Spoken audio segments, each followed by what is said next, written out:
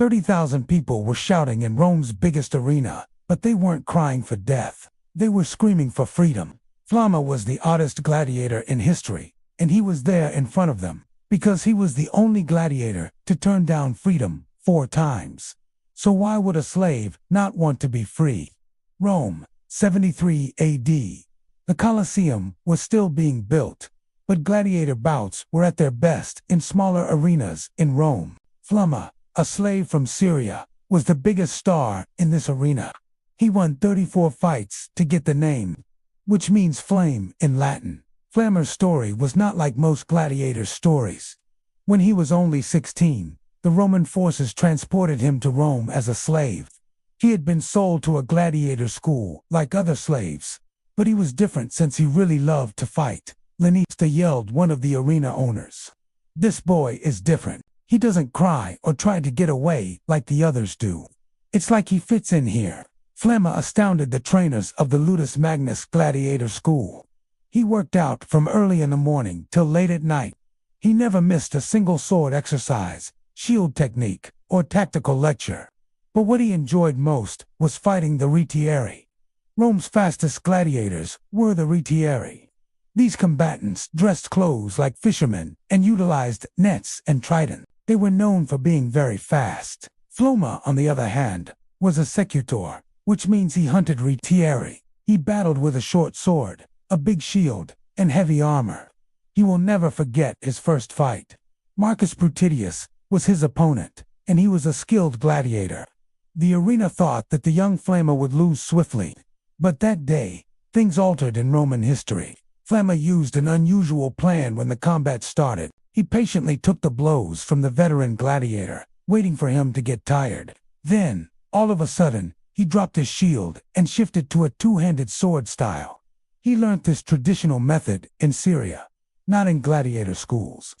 "Your death, my life," Flamma's opponent yelled. "Your death, my life." But Flamma did not kill him. He made him accept that he had lost. This was an unusual show of kindness in Roman arenas. Flamma became famous very fast after his first win. He beat Gallus Maximianus in his second battle and Threx Spartaculus in his third. Every time, he acted the same way. Instead of killing his opponent, he let them lose with honor. But the most shocking thing happened after his fourth bout. Roman law said that a gladiator who won 4 times got a rudis, which was a wooden sword. This stood for freedom. He didn't have to fight anymore. He could be a trainer or even start his own gladiator school. "Flamma," remarked Lanista Gaius Aurelius, "are you ready to get your rudis? You are free now." But Flamma's answer shocked everyone. "No, I want to fight one more time." The owner of the arena was shocked and said, "Why? Don't you care about your freedom?" Flamma's eyes had a weird light in them. "This is my home. The arena is my place of worship. My faith is gladiatorism. What is freedom without the arena?" This choice created a big argument in Rome. Seneca, a philosopher, even spoke about this in his letters. If a slave rejects freedom, then who is really the slave? Flamma was offered the rudis again when he won his 5th battle. He declined again. In the 6th fight, the same thing happened again. People in Rome were discussing about Flamma's strange behavior. The patricians asked, "Has this man lost his mind? Maybe he has found himself." Some thinkers said. Flamma's career changed after the 7th battle. Taurus, a huge Numidian gladiator from Africa, stood across from him. This man had won 5 bouts and killed 5 opponents. He was cruel. Taurus attacked Flamma right away, seeking to crush him. This time, though, Flamma used a different plan. He started to move around the arena, never stopping.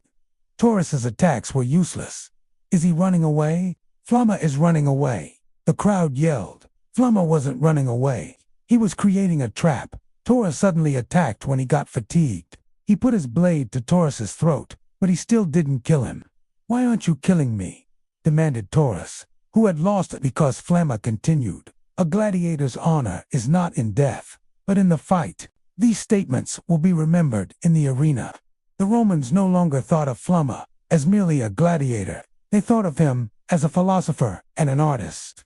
After the 9th fight, freedom was offered again, but it was turned down once more. The 9th, 10th, and 11th battles. Every time, the same thing happened. Flamma's 11th bout was very important, because Cassius, his own student, was standing in front of him. Flamma had opened his own gladiator school, but he still lived as a slave. Cassius responded, "Magister, I don't want to beat you."